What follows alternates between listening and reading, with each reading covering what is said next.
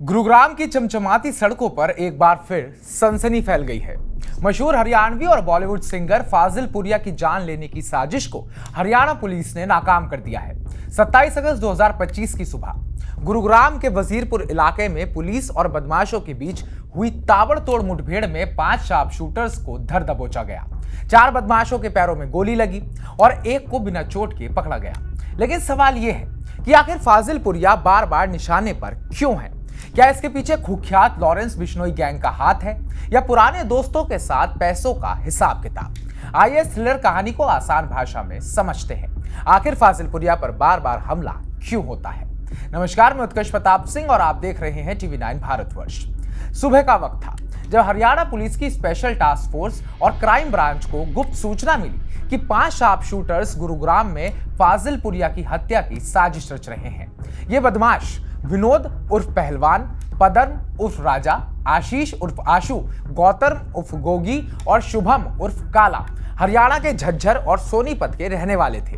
Police ने वजीरपुर के पास नाकाबंदी की और जैसे ही इनोवा कार में सवार इन बदमाशों को रोकने की कोशिश की गई, उन्होंने पुलिस पर गोलियां चला दी। जवाबी कार्रवाई में पुलिस ने 19 राउंड फायरिंग की, जिसमें 4 बदमाश घायल हो गए। सभी को गिरफ्तार कर लिया गया और उन्हें सेक्टर 10 सिविल अस्पताल में भर्ती कराया गया। पुलिस के मुताबिक ये शूटर विदेश में बैठे गैंगस्टरों दीपक नांदल और रोहित सिरधानिया के इशारे पर काम कर रहे थे।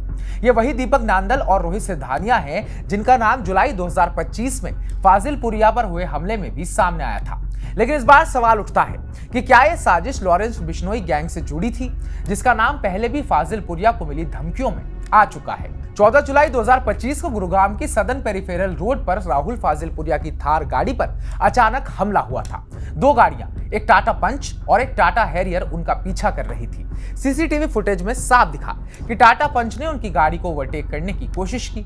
राहुल को पहले लगा कि कोई फैन उनकी गाड़ी रोकना चाहता है, लेकिन अचानक 2 नकाबपोश शख्स कार से उतरे और उनकी थार पर गोलियां बरसाने लगे। फाजिल पुरिया ने अपनी सूझबूझ से गाड़ी को रिवर्स में भगाया और अपनी जान बचा ली। एक गोली सड़क किनारे रेलिंग में जाकर लगी, लेकिन फाजिल पुरिया को खरोच नहीं आई। पुलिस ने इस मामले में इस्तेमाल हुई टाटा पंच कार को बिलासपुर से बरामद किया, जो सोनीपत के एक शख्स से किराए पर ली गई थी। जांच में एक आरोपी विशाल को सोनीपत के जाज्जल गांव से गिरफ्तार किया गया। पूछताछ में उसने खुलासा किया कि उसने अपने साथी गौतम के साथ मिलकर राहुल की रेकी की थी, लेकिन इस हमले की जिम्मेदारी एक सोशल मीडिया पोस्ट में सुनील सरधनिया ने ली, जिसमें उसने दावा किया कि राहुल ने दीपक नांदल से 5 करोड़ रुपए उधार लिए थे, जो वापस नहीं दिए। सुनील ने धमकी दी कि अगर पैसे नहीं लौटाए गए तो फाजिल पुरिया के करीबियों को हर महीने निशाना बनाया जाएगा। दीपक नांदल और रोहित सिरधानिया का नाम दोनों हमलों में बार बार सामने आ रहा है। दीपक नांदल हरियाणवी म्यूजिक इंडस्ट्री में म्यूजिक प्रोड्यूसर और रैपर के तौर पर फाजिल पुरिया के साथ काम कर चुका है। फाजिल पुरिया ने खुद बताया कि दीपक उनके साथ हिसाब किताब रखता था, लेकिन गलत संगति के कारण उन्होंने 3-4 साल पहले उससे दूरी बना ली। फाजिल पुरिया ने यह भी कहा कि अगर दीपक का कोई बकाया है तो वो सामने आकर हिसाब मांग सकता है, लेकिन गोली चलवाना कोई तरीका नहीं है। फाजिल पुरिया ने यह भी बताया कि सिद्धू मूसेवाला की हत्या के बाद उन्होंने इसके खिलाफ एक बयान दिया था, जिसके बाद उन्हें लॉरेंस गैंग से धमकियां मिलने लगी। इन धमकियों के बाद उन्हें पुलिस ने सुरक्षा भी दी थी, लेकिन जुलाई 2025 के हमले से महज 10 दिन पहले उनकी सुरक्षा हटा ली गई थी। मूसेवाला की हत्या में भी लॉरेंस गैंग का हाथ था और उस घटना में भी शूटरों ने थार गाड़ी का पीछा किया था, ठीक वैसे ही जैसे फाजिल पुरिया के मामले में हुआ था।